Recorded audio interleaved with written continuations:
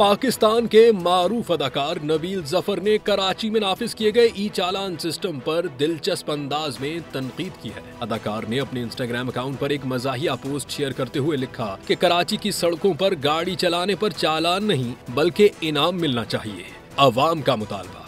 नबील जफर के इस तबसरे को सोशल मीडिया सारिफीन ने भरपूर अंदाज में सराहा और इसे हकीकत के करीब करार दिया। वाज़ेह है कि 27 अक्टूबर से कराची में ट्रैफिक कवानीन की खिलाफ वर्जी पर ई चालान के तहत भारी जुर्माने आयद किए जा रहे हैं। ये निज़ाम जदीद कैमरों के जरिए खुदकार तौर पर खिलाफ वर्जियों का सुराग लगाकर गाड़ी मालिकान को चालान भेजता है। मीडिया रिपोर्ट्स के मुताबिक इस निज़ाम के आगाज के इब्तदाई 3 दिनों में 12,000 से जायद ई चालान जारी किए जा चुके हैं। शहरियों का कहना है कि सड़कों की खस्ता हालत, ट्रैफिक का दबाव और सिग्नल्स की खराबी जैसे मसाइल के बावजूद चालान करना गैर मुनसिफाना है, जबकि नबील जफर की ये बात उनके एहसासात की अक्कासी करती है।